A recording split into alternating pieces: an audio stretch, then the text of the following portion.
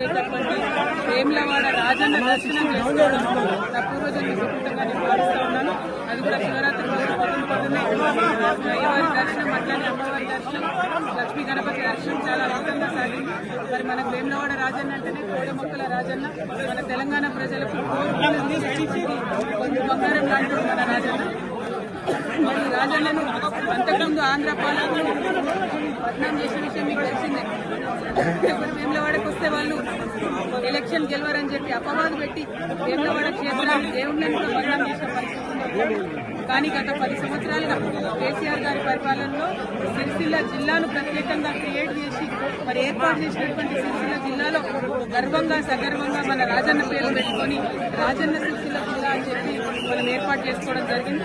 ఆ తర్వాత కూడా ఎట్లా అయితే ఇది ఒకప్పుడు రాజరాజ నరేంద్రుడి సమయంలో అద్భుతంగా వైభవోపేతంగా ఈ ఆలయం ఉన్నది, అట్లానే 30 ఎకరాల భూమిని కూడా మరి చెరువు కోసం కొని ప్రభుత్వం నుంచి తీసుకొని అట్లానే బతికోసమ్మ కూడా నిత్యం అనునిత్యం మనం ఎక్కుతారు వేములవాడలో. అటువంటి బతికోసమ్మ డెవలప్మెంట్ కోసం కూడా 10 ఎకరాలు సపరేట్ గా కొని, ఎందుకంటే వేములవాడ దక్షిణ కాశీ అంటే ఎట్లుంటారో అట్లనే ఉంటది. చిన్న చిన్న గల్లీలు ఉంటాయి, ఎవరు అమ్మేటటువంటి పరిస్థితి ఉండదు. అయినా ప్రభుత్వం చొరవ తీసుకొని దాదాపు 250 కోట్ల పైచీలకు కేవలం ఆలయం అభివృద్ధి కోసమే ఖర్చు చేసినటువంటి ఘనత కేసీఆర్ గారి ప్రభుత్వానికి దక్కిందన్నది నేను ఈ సందర్భంగా తెలియజేస్తున్నాను. మరి ఆ డెవలప్మెంట్ కొనసాగాలి. ప్రభుత్వాలు మారినంత మాత్రాన డెవలప్మెంట్ ఆగదు. ఏవైతే 30 ఎకరాలు మేము అక్కడ కొని మా ప్రభుత్వం నుండి రాజన్న వారి ఆలయానికి ఇచ్చినామో, మరి ఆ ఆలయంలో గుడి చెరువు దగ్గర డెవలప్మెంట్ అన్నది ఆగిపోయిందని ప్రయవారు చెప్తా ఉన్నారు.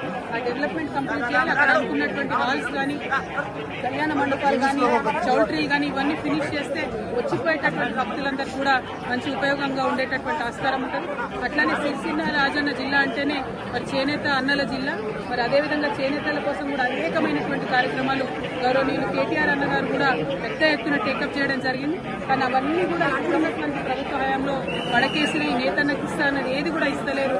మళ్ళీ సిరిసిల్లగా మార్చేటటువంటి ప్రయత్నం జరుగుతూ ఉంది. వీటిని విరమించుకొని ప్రభుత్వం ఎటువంటి భేదభావాలు లేకుండా అన్ని నియోజకవర్గాలు మన నియోజకవర్గాలే అని డెవలప్మెంట్ చేయాలి. మరి మా కార్యకర్తలను కూడా సిరిసిల్ల రాజన్న జిల్లాలో బాగా హరాస్మెంట్ చేయడం, కేసులు పెట్టడం, చిన్న చిన్న వాళ్ళు టీ కొట్టు పెట్టుకున్నటువంటి వాళ్ళని కూడా మరి రామన్న ఫోటో ఉంటే తీసి పక్కనేయడం జరుగుతుంది. ఇంత భేదభావం అవసరం లేదు. ఇవాళ పండగ పూట రాజకీయం మాట్లాడదనుకున్నా, కానీ మనకు తెలంగాణ ఉద్యమ సందర్భంగా కూడా ఎప్పుడైనా కూడా గుడైనా బడైనా చెప్పేది గంటపతంగా చెప్పేటటువంటి నిజాయితీ ఉన్న వాళ్ళం కాబట్టి ఈ అంశాలు కూడా చెప్పాల్సి వస్తుంది. మరి ఒక్కసారి ప్రభుత్వాన్ని రిక్వెస్ట్ చేస్తున్నాం, ఏదైతే డెవలప్మెంట్ సాగిందో అది కొనసాగించాలని కోరుతా ఉన్నాం. స్థానికంగా లక్ష్మీ నరసింహారావు గారు, కులవమ్మ గారు, జిల్లా అధ్యక్షుడు నాగన్న గారు